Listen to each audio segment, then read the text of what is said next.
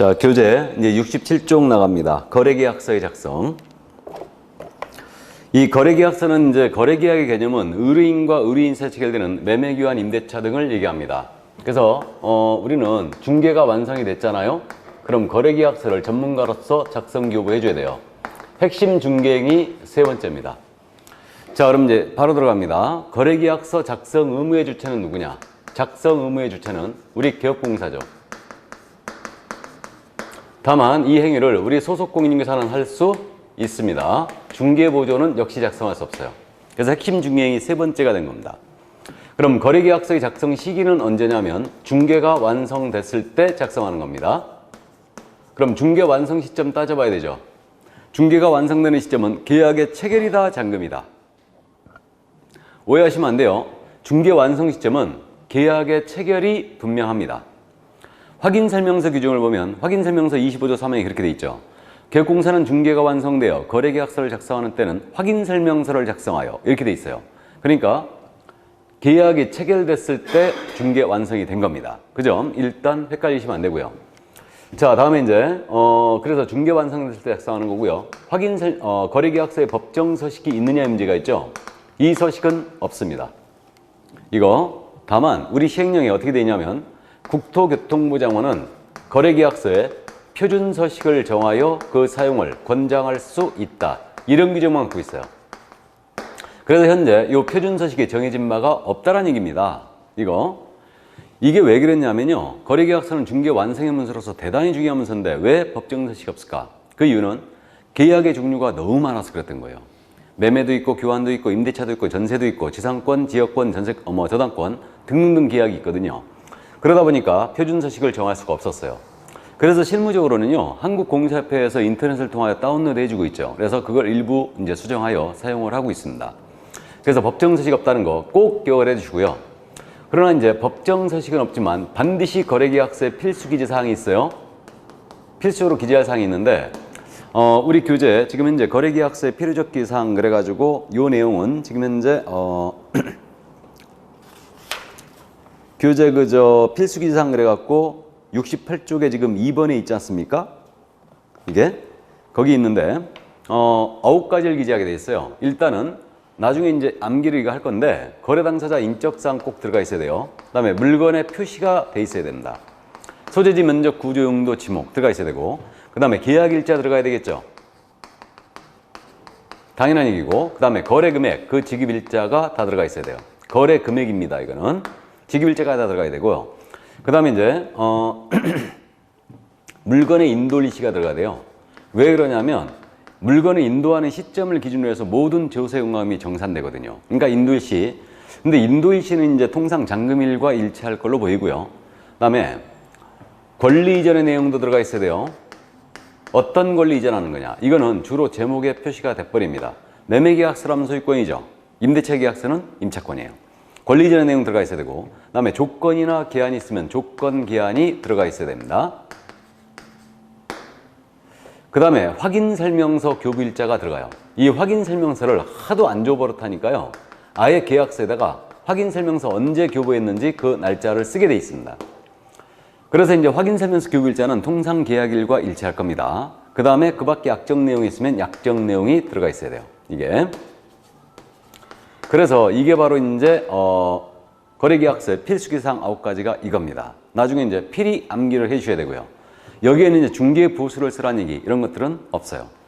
그럼 이렇게 필수 기재 사항을 넣어서 계약서를 작성하는데, 이때 계약서 쓸 때 거래금액 등을 거짓된 내용으로 작성하면 안 되죠. 성실 작성 의무라고 돼 있어요, 지금. 그래서 거짓 기재하면 안 되고, 서로 다른 이상의 계약서, 이중계약서를 작성해도 당연히 안 됩니다. 그러니까 다운계약서, 업계약서, 이중계약서 전부 다 금지예요. 당연한 얘기고. 그 다음에 이제 이 거래계약서 법정 서식 없지만 세부 이상을 무조건 작성하는 거예요. 세부 이상을 작성한 이거 쌍방교부입니다. 이것도 쌍방교부한 다음에 한 번은 보관을 해주셔야 돼요. 원본, 사본, 그 전자문서를 이건 5년간 보관하셔야 됩니다. 그래서 서류 보존 있잖아요. 3가지인데 다 나왔어요. 전속 중개계약서 몇 년 보존이에요? 3년. 확인설명서도 3년. 거래계약서는 5년이에요.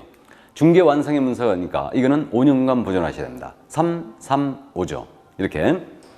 자, 그래서 거래계약서는 3부 이상 작성하고 역시 쌍방교부한 다음에 5년을 보존한다. 그 다음에 작성된 거래계약서는 서명 및 날인을 해주는 거예요.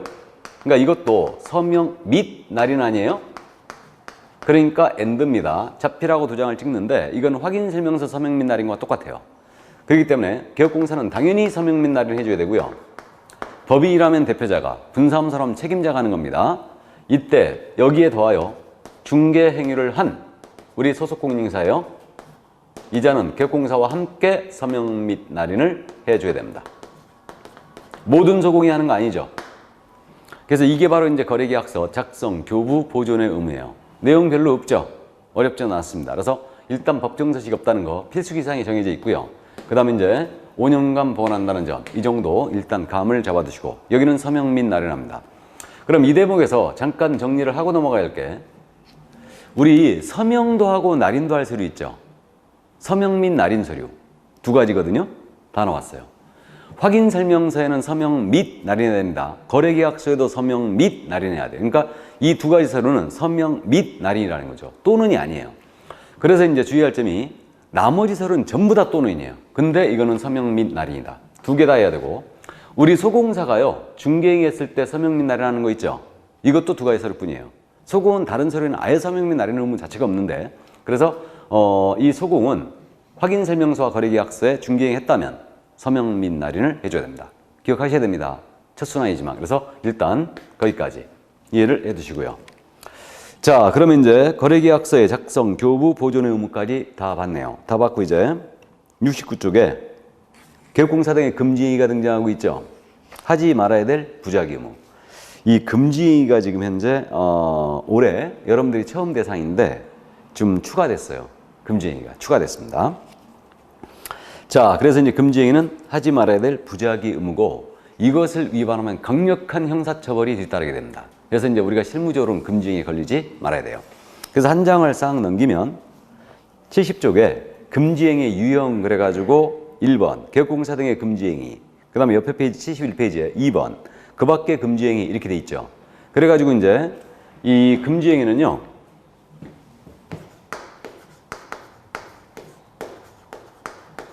우리 법 33조에 근거합니다. 그래가지고 원래 33조 제1항 7가지가 정해져 있는데 올해 7가지가 추가됐어요. 지금 더. 그래가 33조 1항에서는 개업 공인중개사 등의 금지행위를 규정해 놨죠.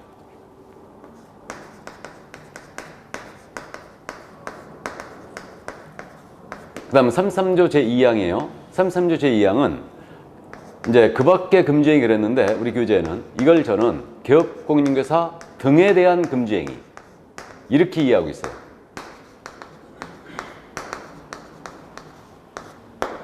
그러니까 결국은 개업 공인중개사 등의 금지행위 그랬으니까 이건 소공이나 중개보조원, 법인의 임원도 금지행위를 해서는 절대 안 됩니다. 중개업에 종사하는 자 전체 이거 금지행위를 하면 돼요. 그래가지고 이제 9가지가 나열되어 있어요. 33조 1항에는 9가지 금지행위가 나열되어 있고 개업공사 등에 대한 금지행위는 이거 개업공사 등에 대하여 일반인이 또는 누구든지 업무방해 행위를 하면 안 됩니다. 그래갖고 금지행위로 이제 규정이 됐어요. 그러니까 일반인도 금지행위에 포함될 수 있다는 얘기죠. 그게 33조 2항이에요. 그래서 현재 이렇게 지금 현재 구조가 나눠져 있어요. 그러니까 개업공인사가 하지 말아야 될 금지행위가 있고요. 그 다음에 일반인 포함해서 등등등이 하지 말아야 될 금지행위가 있다는 얘기죠. 이게. 자, 그래서 이제 개업공사 등이란 표현이 이제 네 번째 등장했죠? 네 번째. 이중소속 결격사유 비밀준수 의무 금지행위. 여기서 지금 현재 등이란 표현이 등장했습니다. 그럼 먼저 개업공인중개사 등의 금지행위예요. 그래서 중개업 종사하는 자 전체는 이 금지행위에서는 안 됩니다. 이거는. 그래서 이제 첫 번째가 지금 현재 우리 교재 보시면 제목이 뭐라고 되어 있냐면 중개대상물의 매매를 업으로 하는 이렇게 되어 있죠. 그래서 이거를 저는 매매업이라고 부르고 있습니다. 첫 번째 금지행위가 매매업이에요. 그래서 중개대상물에 대하여 매매를 업으로 하는 행위가 금지되어 있어요.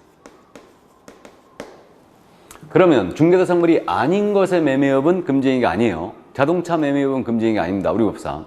중개대상물 매매업이죠. 이게 금지돼 있고, 업으로 한다는 얘기는 중개업 용어의 정의를 할 때 언급이 됐는데 일단 계속 반복성이 있어야 되죠. 그리고 불특정 다수를 상대로 해야 되며 영리성도 있어야 돼요. 이게 바로 업이죠. 그래서 중개대상물을 갑으로부터 사서 을한테 팔아치우고 병으로부터 사서 정한테 팔아치우고 사고팔고로 업으로 할 수가 없습니다. 이게 매매업 금지의 첫 번째예요. 우리는 중개를 업으로 하는 자이거든요. 그렇기 때문에 매매업을 차단시켰어요. 그래서 매매업을 풀어놓게 되면요, 개공사 그 알고 있는 정보를 이용해서 자신의 이익을 꾀하고 부동산 투기를 조장할 우려가 있더라고요. 그래서 매매업을 전면 차단했죠. 그래서 우리는 부동산을 갖고 노는 사람이지만 매매업 절대 안 됩니다. 이상하죠? 근데 어쨌든 투기 조장 우려가 있기 때문에 일단은 매매업은 차단했습니다. 이거는 첫 번째 금지행위예요. 그러면 임대를 업으로 하는 행위도 금지행위냐? 이 문제가 있는데 임대업을 금지되는 행위가 아닙니다. 매매업이 금지가 돼 있을 뿐이에요. 일단은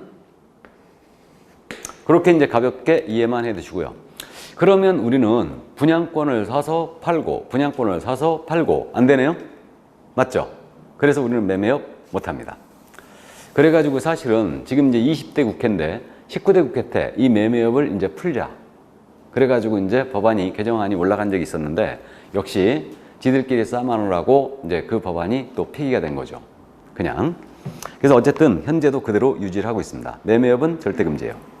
자, 다음 이제 동그라미 2번 두 번째 금지행위인데 중개사무소에 개설 등록을 하지 않고 중개업을 영위하는 자인 사실을 알면서, 즉 무등록 중개업자인 사실을 알면서 그를 통하여 중개를 받거나 그에게 자기의 명의를 이용하게 하는 행위. 이게 두 번째 금지행위예요. 그러면 두 번째 금지행위는 제가 제목을 무등록 중개업을 하는 자와의 거래, 무등록 중개업자와의 거래,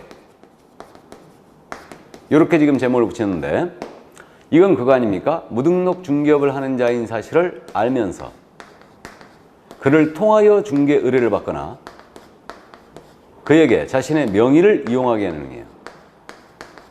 이건 무등록 중개업자를 탄생을 막기 위해서 일단 이 금지행위가 있다는 건 느낌이 딱 옵니다. 그럼 이자를 통하여 중개 의뢰받았다는 얘기는 무슨 얘기냐? 이거 아니겠습니까? 중개대상물을 우리 개업공사가 소개를 받는 거예요. 이 과정에 무등록업자를 통하면 안 된다는 얘기죠? 우리는 행위를 금지해요. 그러니까 이자를 통하여 중개 의뢰받는 순간 이건 금지행위예요. 이 물건에 대한 거래 성사 여부는 따지지 않습니다. 그래서 이 점 일단 참고해 두시고, 그 다음에 이자에게 명의를 이용케 했다. 그럼 대표적인 명의 이용 행위는 이거 아니겠습니까? 갑을 간의 거래를 무등록업자가 소개했어요. 이자가 소개했는데 이자가 계약서를 써주거든요. 근데 자기 명의를 여기다 넣을 수는 없잖아요. 그러니까 개업공사 A의 명의를 빌리는 거죠. 이거 넣어주지 말라는 얘기죠. 이게 명의를 이용케 하는 행위예요. 이게. 그래서 이게 바로 이제 무등록업자와 거래하는 행위. 이게 이제 바로 두 가지 유형이 이건데 대전제는 지금 뭐예요? 무등록업자임을 알아야 되죠. 알아야 됩니다. 그럼 우리가 실무적으로 무등록 중개업을 한 자와 거래를 완전히 끊을 수는 없어요. 이들은 자금력이 풍부한 경우도 많고 좋은 물건 갖고 있는 경우도 많거든요. 다만 이게 안 돼가지고 자격증을 지금 못 땄을 뿐이에요. 그럼 이들과 거래했다 걸리게 되면 어떻게 하시면 되겠어요? 몰랐다라고 오리발을 사정없이 내밀어야 되죠? 오리발이 최고입니다. 알았다는 거는 검사가 증명해야 됩니다. 그래서 이제 이자임을 알면서 중개 의뢰 받거나 그에게 자기의 명의를 이용케 했다. 그럼 이제 이거는 1년 이하의 적 또는 1,000만 원 이하의 벌금에 처하게 됩니다. 일단은. 자, 그럼 이제 두 번째 금지행위 조문을 충실히 해두면 되고요. 세 번째 금지행위 동그라미 3번이에요. 사례 증여 그 밖에 어떠한 명목으로도 이 법 규정에 따른 보수 또는 실비를 초과하여 금품을 받는 행위. 이게 세 번째 금지행위예요. 그래서 이것은 세 번째 금지행위는 제가 제목을 보수 초과행위로 붙일 거예요. 자, 그래서 이제 우리가 중개 보수와 실비라는 것도 있거든요. 이걸 공부하는데 우리는 실비든 중개 보수든 우리 법이 정해진 한도를 절대 초과해 받으면 안 됩니다. 그래서 정해진 그 한도를 초과하는 거예요. 정해진 한도를 초과하여 사례 증여 명목 불문이에요. 증여로 주든 사례 주든 고마워서 주든 관계없다는 얘기죠. 명목을 불문하고 재산적 가치가 있는 일체의 것을 더 받는 게 전부 다 금지예요. 이거는 그래서 말이에요. 현금으로 더 받은 경우는 아주 똑 떨어지는 보수 초과고요. 현금으로 더 받지는 않았지만 뭐 백화점 상품권을 받았다, 보석을 받았다, 자동차를 더 받았다, 전부 다 초과합니다. 공유 지분을 받았다. 어떤 식으로든 더 받지 말라는 얘기예요. 이게. 그래가지고 이제 우리 보수 초과 부분에 대해서는 1년 이하 이적 또는 1,000만 원이 벌금이에요. 그래가지고 이게 전문인의 보수 중에 우리처럼 징역까지 갈 수 있는 건 우리밖에 없어요. 그렇기 때문에 이거는 위헌이 아니냐라고 이제 이의를 제기한 바가 있었는데 이건 합헌 판결 난 바가 있습니다. 그래서 어쨌든 우리는 이거 아킬레스건이에요. 어떤 식으로는 더 받으면 안 됩니다. 이게 그래서 특히 이제 여러분들이 실무하시면서 저는 그걸 여러 번 봐왔습니다. 보수 더 받는 바람에 낭패를 보는 사례를 한두 번 본 게 아니기 때문에 보수는 FM대로 받으세요. FM대로. 그래서 절대 더 받지 마시기 바랍니다. 일단은. 자, 그럼 이제 우리는 일단 시험에 대비하니까 케이스 바이 케이스로 이제 몇 가지를 이해를 하고 가야 되는데, 그러면 이 보수 초과에 대해서 우리가 지금 현재 컨설팅이라든가 분양대행 같은 거 있잖아요. 그럼 컨설팅이나 분양대행 같은 거는 중개가 아니라고 그랬죠. 그러면 컨설팅을 해주고 분양대행을 해주고 아무리 많은 보수를 받다 하더라도 이건 보수 초과에 걸릴 일이 없는 거죠. 또 상가 거래할 때 권리금이 있다고 그랬는데 권리금 같은 것은 중개대상물이 아니었죠. 직기비품에 대한 보상이라든가 영업권 보상이 성격되고 있으니까, 그럼 권리금 거래 소개하고 아무리 많은 보수를 받아도 보수 초과에 걸릴 일이 없다는 얘기죠. 일단 기본적으로 이해해 주시고, 자, 그 다음에 이제 또 갑과 을 간의 거래를 우리 개업공사 A가 소개하시거든요. 갑으로부터 받을 보수가 200만 원, 을로부터 받을 보수도 200만 원이에요. 근데요, 갑과 을이 서로 합의했죠. 합의해가지고 을이 전액을 부담하기로 한 거예요. 그래갖고 을로부터 A가 400만 원을 받았습니다. 보수 초과다 아니다? 아니다. 그러니까 이거 일방이 전액을 부담해버린 거예요. 한도 내에서 받았다면 이건 절대 초과 아니에요. 그러니까 보수를 누가 부담하느냐는 자유로운 약정에 따를 수 있거든요. 그렇기 때문에 이때는 일방이 전액을 부담했다. 역시 초과 아닙니다. 근데 이번에는 갑으로부터 200만 원을 받았어요. 근데 을에게는 무료로 해줬습니다. 무료. 그럼 이제 무료 중개행위에 대해서는 이제 말씀드린 바가 있는데, 무료로 중개하더라도 을에게 확인 설명 정확히 해야 됩니다. 손해입히면 손해배상 책임도 져요. 그럼 무료 중개행에도 우리 법은 적용이 된다는 점이죠. 그럼 무료 중개행은 우리 법은 절대 아니에요. 스스로 권리를 포기한 것이니까 이게. 그래서 이제 그 점 일단 또 이해를 해 두시고요. 자, 그래서 일단 요 정도 이해를 해 두시고요. 여기서 한 가지 이제 우리가 중개계약 제도를 공부한 적이 있는데, 여기서 순가 중개계약을 잠시 언급을 하고 합니다. 이것도 이제 용어에 관한 문제니까 일단 기본적으로 이해는 해 두시는데, 요즘은 이건 뭐 잘 안 묻네요. 순가란 말이 이게 일본식 표현이에요. 그래서 일본식 표현인데 순가 중개계약이라고 있거든요. 뭐 주변에서 들어봤을 거예요. 이게 이제 뭐냐면 이겁니다. 예를 들어서 이 토지를 갑이 갖고 있는데 팔아달라고 중개 의뢰를 하는 거예요. 하면서 내 손에 이거 5억만 쥐어줘. 나머지 차익은 모두 가져. 이게 순가 중개약이에요. 사는 쪽에서도 가능합니다. 을이 나는 이 토지가 마음에 들거든. 예산이 5억이 있다. 5억을 지급할 테니까 이걸 4억 8천에 구하든 9천에 구하든 관여치 않겠다. 이거. 그러니까 차익은 모두 중개보수로 가져라. 그럼 순가 중개약은 이거 아니겠습니까? 의뢰인이 이 부분은 최저가를 정한 거죠. 그 다음에 이 부분은 최고가를 정한 거예요. 이 금액 이상은 지불할 의사가 없다는 얘기죠. 그래서 최저가나 최고가를 정한 중개 의뢰하고 그 차액을 중개 보수로 지급하는 거예요. 차액으로. 그러면 순가 중개약을 의뢰인과 체결했다. 차액으로 가져라고 체결했어요. 체결하는 순간 이게 금지행위가 되느냐? 체결 가지고는 금지행위가 되는 건 아닌 걸로 보입니다. 이 차액 부분이 법정 한도로 안 넘기면 절대 금지행위가 안 되겠죠. 이게. 그렇기 때문에 이때는 이 차액 부분이 법정 한도를 초과하여 받았을 때 비로소 금지행위가 되는 걸로 보여요. 그렇기 때문에 순가 중개약은 절대적으로 금지되는 중개약은 아니고 저는 상대적으로 금지될 뿐이다. 이렇게 지금 현재 부르고 있거든요. 근데 물론 이제 순가는 이게 차액 부분이 법정 한도 안 넘기면 순가를 할 이유가 없는 거죠. 일단은. 그래서 이제 넘길 가능성이 매우 큰데 어쨌든 당연히 금지되는 건 아니에요. 그래서 이제 상대적 금지다. 이렇게 지금 부르고 있습니다. 그래서 이제 통상 실무적으로 이제 토지 거래할 때 순가가 상당히 많거든요. 그래갖고 이제 얼마만 쥐어주고 나머지는 다 차익을 가져라. 보수로. 이런 거고요. 그 우리가 실무적으로 아파트 같은 거 거래할 때 주인이 입금가를 정한 경우도 있어요. 상가도 마찬가지고 입금가. 그래가지고 얼마만 쥐어달라. 그리고 나머지는 알아서 해라. 이런 것도 다 순가중 계약이에요. 자, 근데 이 순가는 되도록이면 자제를 하시기 바랍니다. 상당히 위험하죠. 그래서 이것도 이제 보수 초과에 걸릴 가능성이 크기 때문에 일단은 그래서 그 정도 이제 이해를 해 두시고요. 그래서 이제 보수 초과에 관련된 내용은 기본 내용으로서 이 정도만 일단 감을 잡고 가시죠. 이 정도만. 자, 그럼 네 번째 금지행위 갑니다. 동그라미 4번이죠. 당해 중개사물의 거래상 중요 사항에 관하여 거짓된 언행, 그 밖에 방법으로 중개 의뢰인의 판단을 그치게 하는 행위. 그래서 이제 네 번째 금지행위는 제가 이걸 제목을 거짓된 언행으로 판단을 그치게 하는 행위로 제목을 붙일 거예요. 거짓된 언행으로 판단을 그치게 하는 행위. 그럼 뭐에 대해서 거짓말하지 말라는 얘기냐면 중개대상물의 거래상 중요사항이에요. 이것에 대하여 거짓말하게 되면 일단은 금지행위로 갈 가능성이 크죠. 그러면 중개대상물의 거래상 중요사항이 과연 뭐냐? 일반론의 입장에서는요. 우리가 확인 설명사항을 봤잖아. 10가지. 기본적인 사항, 권리관계사항, 공법상 제한 이런 것들. 확인 설명사항이 일반적으로 거래상 중요사항으로 보고 있어요. 근데 저는 확인 설명사항 모두가 당연히 거래상 중요사항이 되는 건 아니라고 보고 있습니다. 확인 설명사항 중에 이 정도로는 중요해야 돼요. 중개 의뢰인이 이 사실을 알았다면 거래를 하지 않았을 정도로 중요해야 돼요.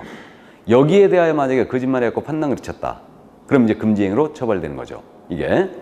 그럼 이제 나중에 사례 유형별로 잠깐만 분류만 해보면요. 이 중개상물에 대하여 만약에 소송이 제기되어 있는 사실이 있었어요. 이 사실을 숨겼다. 거짓된 언행 맞죠? 그러니까 경우에 따라서는요. 적극적으로 거짓말한 경우뿐만 아니고 소극적으로 침묵을 지킨 경우, 얘기 안 해버린 경우, 이것도 거짓된 언행이 될 수 있어요. 이게 또 전형적인 유형이죠. 개발 계획이 없어요. 없는데 있는 것처럼 고지하여 거래시키는 행위. 거짓된 언행이 대표적인 유형이죠. 또 거래가 한산해지면서 살려는 사람도 없어요. 근데 이 토지 사면 고가로 다시 되팔 수 있대요. 전매. 고가로 전매해줄게 하고 기망한 행위. 거짓된 행위죠. 이것의 유사 사례가 이거예요. 이 토지 사면 내가 1년 내에 2배로 팔아줄게. 그러면 후일 진짜로 2배로 팔아줬거든요. 그럼 금지행위를 피해 가느냐? 우리는 행위 자체를 금지하는 목적이 있는 거예요. 행위 자체를. 그러니까 이미 1년 내에 2배로 팔아줄게 하는 순간 의뢰인의 판단을 그치게 한 거예요. 이거는 그렇기 때문에 이건 팔아줘도 소용이 없습니다. 이거는 후일 진짜로 2배로 팔아주면 그 점은 판사가 감안할 거예요. 처벌할 때. 자, 그래서 일단 이게 바로 이제 거짓된 언행의 주요 유형입니다. 이 정도만 일단 감 잡고요. 그러니까 이거 결국 네 번째는 거짓말하지 말라는 얘기죠. 이거. 얘기입니다. 그래서 지금 1번서부터 4번까지 있죠. 여기까지는 지금 현재 1년 이하의 징역 또는 1,000만 원 이하의 벌금에 처하는 사유들이에요. 1-1이죠. 여기까지는 네 가지가. 자, 근데 지금서부터는 3년 이하의 징역 또는 3,000만 원 이하의 벌금에 처하는 사유들이에요. 그래서 부동산 거래세를 물랑케 할 우려가 있는 행위이기 때문에 그래서 3년 이하의 징역 또는 3,000만 원의 벌금에 처하는 겁니다. 지금서부터는. 자, 그래서 이제 5번이 뭐냐? 보시면 관계법령에서 양도 알선 등이 금지된 부동산의 분양, 임대 등과 관련 증서 등이에요. 증서 등의 매매 교환 등을 중개하거나 그 매매를 업으로 하는 행위. 자, 그럼 보겠습니다. 이것을 저는 증서 중개 매매 협의라고 지금 현재 제목을 붙이고 있습니다.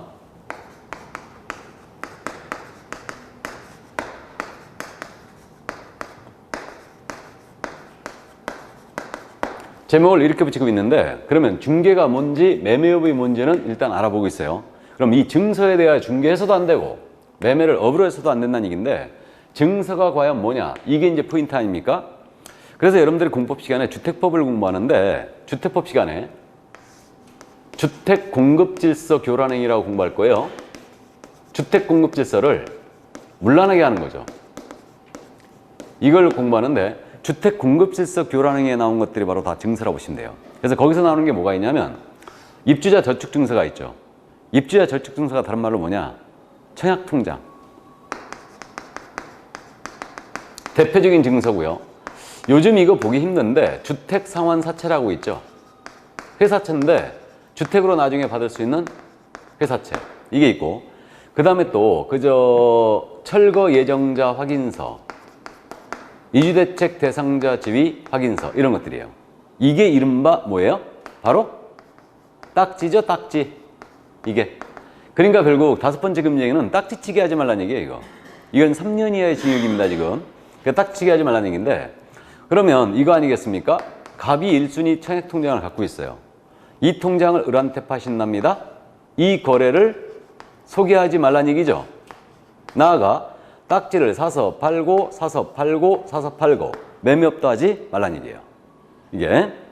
그래서 이 증서, 부동산 분양임대로 하는 증서에 대하여 중개를 해서도 안 되고, 매매를 해서도 안 된다. 제가 기억하기로 판교 분양할 때 말이에요. 1순위 통장 거래가 상당히 성행했죠. 통장 거래는 근데 하지 마세요. 굉장히 위험합니다. 나중에 당첨이 돼갖고 통장 소지자가, 그 소유자가 말이에요. 나 통장 안 팔어. 그럼 끝이에요, 그냥. 그렇기 때문에 상당히 위험하기 때문에 되도록이면 거래를 자제하시기 바라고요. 그래서 여기서 말하는 증서 있잖아요. 이 증서에 분양권이 들어가는 것 같아요? 안 들어가는 것 같아요? 분양권 기억나세요? 분양권은 중개대상 물이라고 그랬어요. 분양권은 여기서 말하는 증서에 해당하지 않습니다. 그러니까 이 증서는 관계법령에서 양도 알선이 금지된 부동산 분양 임대 등간 증서를 얘기하죠. 그래서 분양권은 여기에 해당하지 않습니다. 이 증서에. 자, 그래서 이제 통장거래, 딱지치기 하지 말라는 게 다섯 번째 금지행위였습니다. 이게. 자, 그 다음 이제 여섯 번째 금지행위 가볼까요? 여섯 번째가 중개 의뢰인과 직접 거래하거나 거래 당사 쌍방을 대리하는 게 금지되어 있네요. 직접 거래 쌍방 대리 금지예요. 자, 그래서 제목을 이거를 저는 이제 직접 거래 쌍방 대리 금지 이렇게 지금 현재 제목을 붙이고 있는데,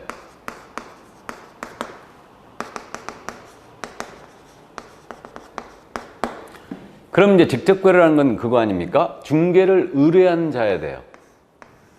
의뢰한 자야 되고, 이 의뢰인인자와 중개대상물에 대하여 우리 개업공인인계사 등이 거래를 했잖아요. 그럼 이게 직접 거래예요. 중개를 의뢰한 자라는 점이 전제돼야 되고, 다음에 중개대상물에 대하여 개공 등이 거래를 하면 금지행위가 된다는 얘기죠. 그러면 예를 들어서 중개 의뢰인이 자신의 자동차, 중고자동차를 내놨습니다. 보조원이 그걸 사버린 거예요. 이건 금지행위가 아니죠. 그러면 의뢰인이 내은 부동산을 만약에 우리 개공 등이 샀다. 그러면 직접 거래예요. 또 개공 등이 자신이 갖고 있는 부동산을 의뢰인에게 매각했다. 그러면 역시 직접 거래. 이게. 그러면 이 거래의 범죄는 매매를 하든 교환을 하든 임대차 계약을 하든 어떤 식으로든 의뢰인과 거래하면 모두 직접 거래가 됩니다. 이거는 횟수를 따지지 않아요. 횟수 불문. 한 번에도 직접 거래, 수십 번에도 직접 거래. 또 실수의 목적이든 아니든 관계없어요. 보수를 받고 하든 안 받거든 따지지 않습니다. 불문하고 의뢰인과 거래인과 전면 차단돼 있어요. 왜? 의뢰인에게 피해 줄 우려가 있기 때문에. 그래서 일단은 우리 소공사가 말이에요. 전세 아파트 구하고 있었거든요. 근데 마침 의뢰인이 전세 아파트 세를 놓으러 온 거예요. 그래가지고 소공이 들어가 거주할 목적으로 그 의뢰인인자와 전세 계약을 했다. 그럼 바로 이건 직접 거래입니다. 그러니까 실수의 목적에도 소용없다는 얘기예요. 그래서 의뢰인과의 거래를 전면 차단시킨 겁니다. 자, 그럼 이제 이 경우 한번 따져볼까요? 우리 개업공사가요, 상가 건물 한 채를 갖고 있어요. 1층에 중개사무소를 열었어요. 2, 3, 4층은 사무실 임대업을 영위하고 있거든요. 근데 어느 날 갑일한자가 찾아온 거예요. 그래갖고 사무실 세를 넣었는데요. 근데 마침 4층이 비어 있었거든요. 그래가지고 요 4층을 보여주고 이 A와 갑 사이에 임대차 계약을 체결합니다. 그럼 이거 직접거래 아닙니까? 직접거래 맞죠? 그러니까 A가 자신 소유의 부동산에 대해 의뢰인자에게 세를 놓은 거 아니에요. 그러니까 직접거래가 맞아요. 이거 피해 가야 되죠. 어떻게 피해 가야 되느냐? 옆집 개공 B 있죠? B한테 얼른 가서 네 의뢰인 해라 그러면 돼요. 이거. 그러니까 이때 이제 A는 B의 의뢰인, 갑도 B의 의뢰인이 된 거예요. 이것도. 그러니까 이제 우리 판례가 다른 개업공인인계사의 소개로 부동산을 매도하고 또 다른 개업공인사의 소개로 부동산을 매수한 행위는 직접 거래에 해당하지 않는다고 그랬죠. 그럼 이 얘기네요. 내 부동산을 의뢰인에게 세를 놓거나 팔 때는 다른 개공의 도장이 필요하다는 얘기지. 그래서 이제 개공들끼리도 친한 중개업소가 필요해요. 이거 손님들 요즘 알고 오는 사람들이 있습니다. 특히 우리 젊은 것들. 그렇기 때문에 이제 인터넷이 워낙 잘 돼 있기 때문에 알고 오기 때문에 이거 걸리면 3년 이하의 징역이에요. 그렇기 때문에 안전하게 하세요. 그래서 만약에 이 내 부동산을 이제 만약에 이런 케이스, 이런 경우에 손님한테 브리핑해야 되죠. 이거 명의가 내 거로 돼 있는데 내가 손님하고 직접 거래할 수 없습니다. 그러니까 이 물건은 지금 비중개업소에서 갖고 있으니까 여기 가서 계약서를 쓰시고 그 다음에 비중개업소에 보수를 내시면 됩니다. 그렇게 얘기하고 여기서 계약서 쓰게 해야 돼요. 그리고 B하고는 합의 받아야 되죠. 반띵이다 하고 그래서 일단 그렇게 이제 해놓으면 됩니다. 그래서 안전하게 하시라는 얘기예요. 괜히 이거 실무적으로 쌍방 직거래한 것처럼 처리해버리는데 이거 의뢰인이 틀어대면요 직접거래 피해갈 수가 없습니다. 그래서 어쨌든 직접거래 주의해야 됩니다. 자, 그럼 직접거래 이제 금지가 돼 있고요. 이제 쌍방을 대리하는 게 금지돼 있어요. 그래서 쌍방 대리는 이거 아니겠습니까? 갑을 간의 거래를 A가 이제 소개했는데 계약서를 쓰는 날 갑이 갑자기 신종플루에 걸렸대요. 그래갖고 못 나오시겠대. 그래서 대리권을 A한테 수여했어요. 을 역시도 갑자기 지방 출장을 가서 못 나오신대요. 그래갖고 우리 기업공사에게 대리권을 수여했던 거죠. 그래가지고 기업공사 A가 양 당사자로부터 전권을 위임받아서 혼자서 북치고 장치고 다 해버린 거예요. 이게 바로 직접 쌍방대리예요. 이게. 그럼 민법에서 이제 쌍방대리 있잖아요. 원칙적으로 금한다는 걸 들어봤거든요. 다만 당사자의 동의가 있으면 민법상으로 허용됐죠. 근데 우리는 이거 동의 불문 금지행위예요. 어느 한쪽 의뢰인에게 피해줄 우려가 있기 때문에 동의를 불문하고 쌍방대리 행위는 금지가 되고 있습니다. 그러면 쌍방을 대리하는 행위가 금지되어 있으니까 일방으로부터만 대리받아 다른 의뢰인과 계약해 주는 거예요. 일방대리. 일방대리는 금지 행위가 아니겠죠. 당연히. 그래서 실무적으로 뭐 오피스텔 원룸 같은 일방대리 많이 하죠. 많이 합니다. 그래서 이렇게 되고요. 그래서 이제 우리는 동의 불문하고 쌍방대리는 금지이다.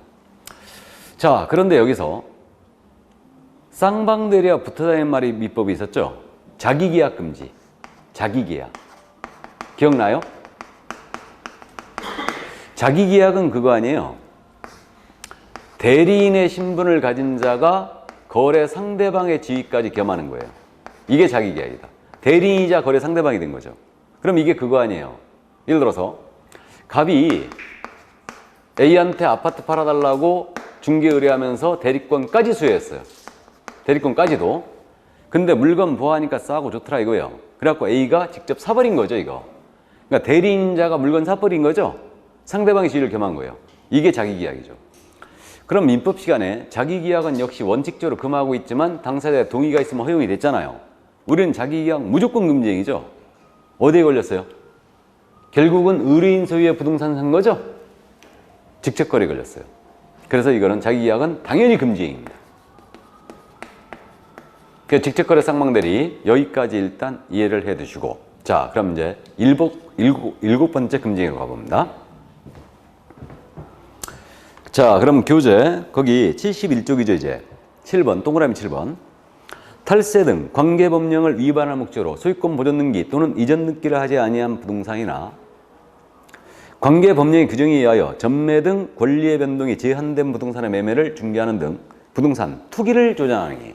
자 그럼 이제 7번째 금지행위는 제가 투기조장이라고 제목을 붙입니다.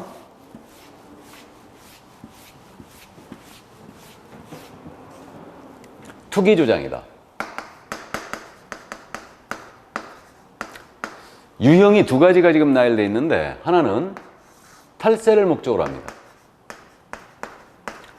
탈세를 목적으로 한 소유권 보존 등기나 이전 등기를 하지 않았대요. 그러니까 미등기 부동산이죠. 미등기 부동산의 전매를 중개하셨대요. 이게 첫 번째 투기조장이고, 두 번째가 그 법령의 규정이에요. 전매 등 권리의 변동이 제한됐대요. 전매 등 권리의 변동이 제한된 부동산, 이것의 전매를 중개했답니다. 그럼 이게 두 번째 투기조장이에요. 그럼 탈세 목적 미등기 부동산 전매 중에는 이거 아니겠습니까? 갑으로부터 을이 부동산을 매수했어요. 근데 자기 앞으로 등기를 안 하는 거죠. 세금 내기 싫어서. 그래가지고 이걸 병한테 팔아치우는 겁니다. 이거래 소개하지 말라는 얘기죠. 이게 첫 번째 투기 조항이에요. 그래서 미등기 전매 행위자임을 인식하면서 이자를 팔아치우는 행위를 도와주지 말라는 얘기죠. 이게 바로 이제 투기 조항의 첫 번째 유형인데, 그런데 을이요, 갑으로부터 부동산을 매수하기는 5억에 매수했거든요. 근데 가격이 뚝 떨어지는 바람에 팔 때는 병한테 팔 때는 4억 8천에 팔았어요. 2천만 원 을이 오히려 손해봤죠. 그러면 이 미등기 전매 행위자인 을이 전매 차익을 못 얻으면 금지행위 이거 피해 가느냐? 이건 불문이에요. 우리는 행위를 금지하기 때문에 전매 차익을 불문하고 이건 금지행위로 합니다. 투기장으로 가요. 그래서 이제 첫 번째 투기장 이거였고요. 그다음에 전매 등 권리의 변동이 제한된 부동산이라고 그랬어요. 이것의 대표적인 예가 뭐가 있냐면, 여러분들이 주택법 시간에 투기과열지구를 공부할 거거든요. 그럼 투기과열지구는요, 근본적으로 그 투기과열지구의 지정 목적이 뭐냐면 분양권 전매 제한을 목적으로 해요. 그래서 이제 우리 현재 서울특별시는요, 분양권 전매가 금지돼 있죠. 아예 당첨자가 자기 앞으로 있는 게 해야 돼요. 그래서 투기과열지구를 딱 묶였다. 그렇게 되면 이제 분양권 전매를 아예 금지, 이전 등기할 때까지 금지를 시켜버렸고요. 그 기타 지역들은 이제 6개월 아니면 1년 이렇게 묶어놨죠. 그러면 결국은 투기과열지구로 지정이 됐지 않습니까? 그럼 분양권 전매 제한에 걸려 있는데 권리의 변동이 제한된 부동산이잖아요, 이거. 그러면 전매 제한에 걸려 있는 분양권을 만약에 전매 중개했다. 그럼 투기주장으로 처벌됩니다. 그래서 그 실무적으로요, 분양권 전매 제한에 걸려 있잖아요. 이거 몰래 이제 사고 파는 경우도 있는데 되도록이면 이건 자제하시기 바랍니다. 그래가지고 이제 막 서류를 이렇게 꾸미고 막 그러는데, 이게 왜 위험하냐면요, 분양권 전매 제한에 이제 매매를 소개했는데 거래가 됐는데 아직 명의 변경이 안 된 거 아니에요. 그러니까 예를 들어서 명의 변경하는 게 이제 풀린다. 그렇게 되면은 나중에 풀리 시점에 가격이 확 올라도 문제예요. 피가 떨어져도 문제예요. 확 오르게 되면 매도인 쪽에서 틀어내죠. 너무 싸게 팔았다고. 그럼 확 떨어지면 매수인 쪽에 또 잘못 샀다고 그렇게 틀어냅니다. 그러면 결국 중간에 죽어나는 건 개업공사예요. 그러니까 전매 제한에 걸리는 것들은 되도록이면 중개를 자제하시기 바랍니다. 이거는. 자, 그래서 투기조항 7번째, 여기까지가 이제 기존의 금지행위였어요. 근데 이제 이번에 추가된 거, 지금 이번에 추가된 게 그게 이제 내년도 2월 21일서부터 시행인데, 우리 교재에 친절하게 써 있죠? 8번 내용 71페이지 읽어드리면, 부당한 이익을 얻거나 제3자에게 부당한 이익을 얻게 할 목적으로 거짓으로 거래가 완료된 것처럼 꾸미는 등 중개사물의 시세에 부당한 영향을 주거나 줄 우려가 있는 행위. 자, 이게 8번째 금지행위예요. 그래서 역시 3년 이하의 또는 3천만 원의 벌금에 처하는 행위인데, 이거. 그래서 이걸 제목을 저는 시세 교란 행위라고 붙일 거예요. 그래서 부당한 이익을 얻거나 제3자에게 부당한 이익을 얻게 할 목적이 있어야 돼요. 그러니까 부당이익 목적으로 거래가 완료된 것처럼 꾸민대요. 그래서 거래가 된 것처럼 꾸미는 거죠. 거래가 완료된 것처럼 꾸미는 등 시세에 부당한 영향을 주거나 줄 우려가 있는 행위, 이렇게 돼 있어요, 지금. 그러니까 부당이익 목적이 일단 있어야 됩니다, 기본적으로. 그래서 이제 부당한 이익을 얻을 목적이 있어야 되고요. 제3자든 본인이든 있어야 되고, 그 다음에 이제 거래가 완료된 것처럼 꾸미는 등 시세에 부당한 영향을 이제 줘야 됩니다. 그래서 이게 지금 그 뉴스에서 들으셨을 거예요. 지금 현재 우리 그 강남 3구를 비롯해서 서울 일부 지역들이 지금 가격이 폭등을 했지 않습니까? 그래가지고 이걸 갖다가 가격을 부추기는 거지. 그러니까 이제 예를 들어서 특정 개업공사가 이제 이 부분에 대해서 실제로 거래는 예를 들어서 12억에 됐는데 15억에 됐다고 소문을 내는 거죠. 그리고 주변 중개업소에도 15억에 거래했다고 이제 계속 소문을 내는 거예요. 그래가지고 그걸 소유자로부터 이제 12억에 실제로 이제 그 의뢰를 받았는데 15억에 거래를 시켜줌으로써 부당한 이익을 얻는 거죠. 이런 식의 이제 시세를 교란하는 행위를 차단시키기 위해서 8번의 금지 행위가 들어온 거예요.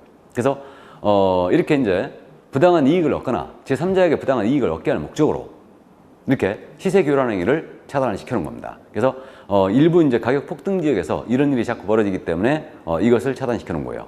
이게 자, 그래서 이제 8번째 금지행위는 더 이상 뭐 설명이 별로 필요 없네요. 그래서 이렇게 시세 교란 행위를 차단시켜 놨고, 그다음 이제 우리 개업공사 등의 금지행위로서 마지막 9번째 금지행위죠.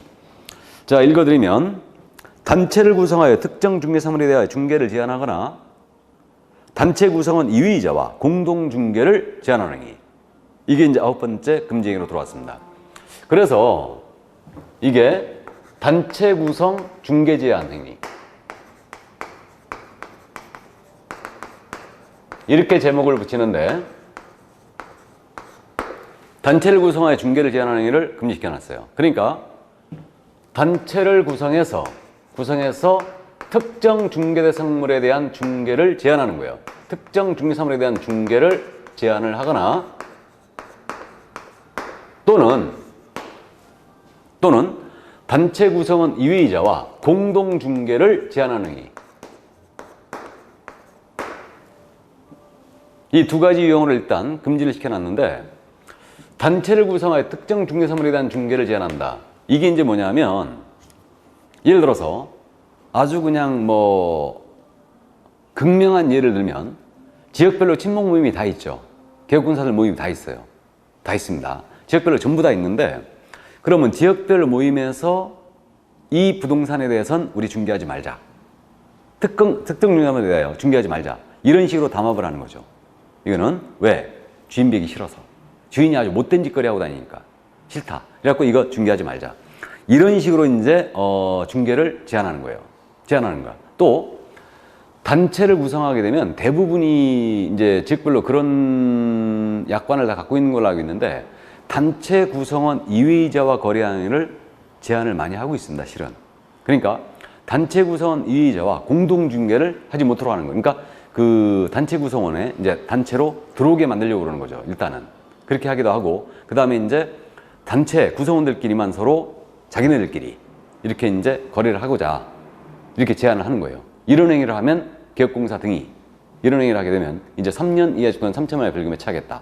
이렇게 지금 현재 금지 행위로 들어온 거예요. 이게 그래서 사실 이제 녹화가 되고 있어서 이걸 적나라하게 사실 이제 말씀드리기엔 조금 이제 곤란한 점이 없지 않아 있는데, 사실 뭐 지역별로 단체를 구성한 데들은 이제 그런 게 많이 있어요. 특히 이제 분양 대행업자들 있죠. 이들이 찾아와갖고 단체에다가 일정 이제 광고비 쪽으로 돈을 내요. 돈을 내고 그 회원 중개업소에 대하여 이제 큐방이라고 그러는데, 그 이렇게 조그맣게 이제 프랜카드 비슷하게 생긴 것들 있잖아요. 그래갖고 유리창에 보면 이렇게 이제 뭐 역세권, 더블 역세권 해갖고 뭐 이렇게 붙이는 거 있잖아요. 조그맣게. 그런 것들이 이제 하고 있는데, 그렇게 단체하고 그럼 협의가 안 되면 그걸 못하게 하는 거지. 중개를 못하게 하는 거예요. 그런 이제 제한을 한다든가, 또 이제 단체 구성원 2위이자와 거래를 하게 되면 회원자격을 박탈한다. 이런 식으로 사실 운영을 하고 있어요. 이걸 전면 차단을 시키겠다는 얘기죠.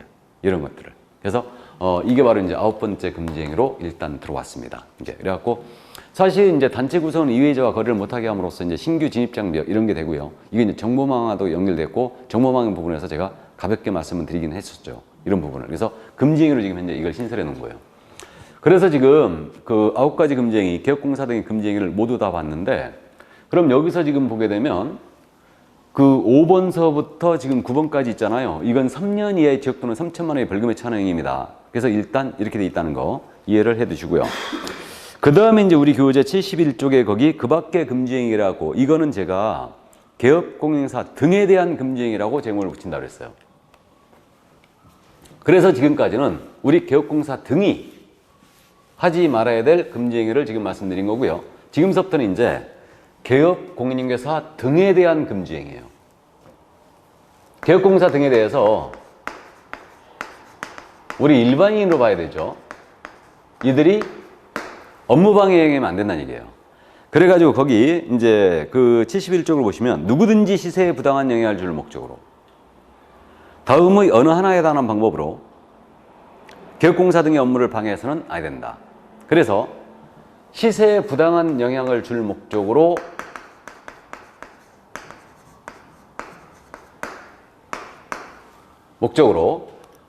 이것을 갖다가 누구든지 개업공사의 업무를 방해하는 행위를 해서는 아니 된다. 그래가지고 이제 요즘 아파트 이제 뭐 분여회도 있고요.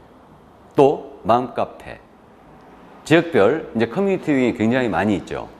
그래가지고 그들이 담합을 해가지고 가격을 다운시키지 못하도록 한다든가 또는 현저하게 높게 거래하도록 한다든가 그런 식으로 강요하더라 이거예요. 이걸 전면 차단시키기 위해서 이 금지행위가 들어왔어요. 그래서 이거는 개업공사 등에 대해서 우리 이제 커뮤니티라든가 이런 이제 아파트 분여회, 맘카페 이런 데서 압력을 넣는 것을 차단시키고자 함입니다.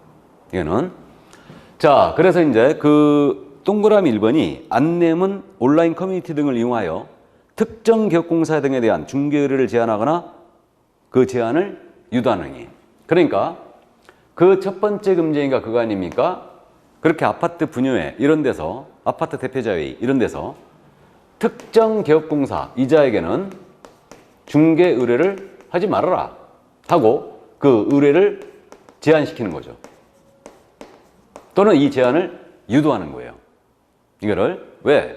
저 중개업소는 우리가 기준을 이제 7억에 팔라고 기준을 줬는데 저 중개업소는 6억 5천에 팔았다고. 이거 그래가지고 이제 그 개업공사에 대해서는 왕따를 시키는 거죠 지금. 이게 첫 번째 금지행위. 다음 두 번째 동그라미 2번이죠. 안내문, 온라인 커뮤니티 등을 이용하여 중개사물에 대하여 시세보다 현저하게 높게 표시 광고 또는 중개하는 특정 개업공사 등에게만 중개 의뢰를 유도함으로써 다른 개업공사 등을 부당하게 차별하는 행위. 그러니까 결국 이거에 반대 아니에요?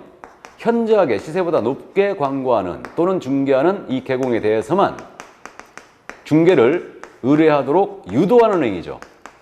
그래갖고 다른 개업공사를 차별하는 행위. 그래서 특정 개공에 대하여 중개 의뢰하지 말아라 또는 거꾸로 특정 개업공사에게만 중개 의뢰해라 하고 이렇게 유도하는 거예요. 그럼 이제 세 번째는 그거 아니겠습니까? 안내문, 온라인 커뮤니티 등을 이용하여 특정 가격 이하로는 중개를 의뢰하지 아니하도록 유도하는 행위. 그러니까 결국은 특정 가격 이하로는 중개 의뢰를 하지 말아라 하고 이제 유도하는 행위.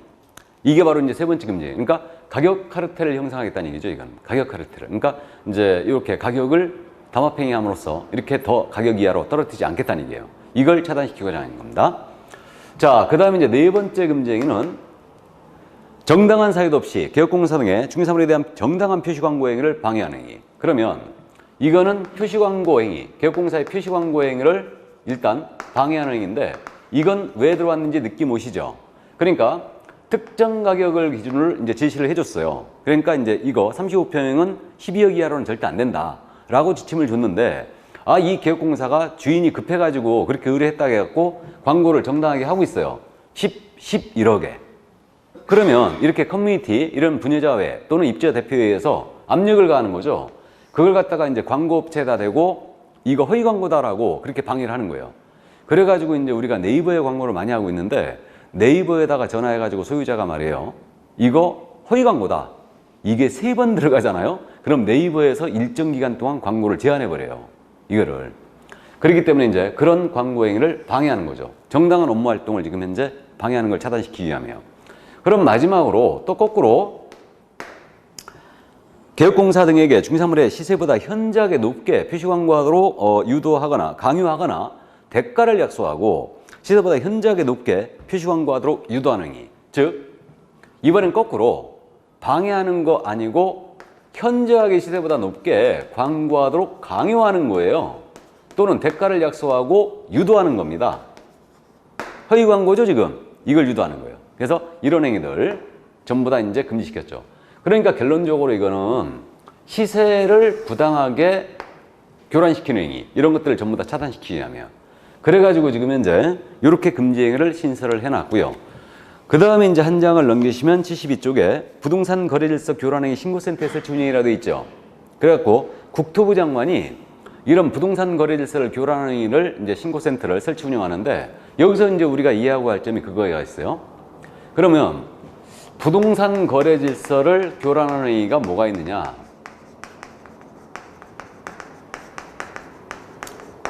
이것의 신고센터를 국토부 장관이 설치 운영할 수 있다라고 돼 있는데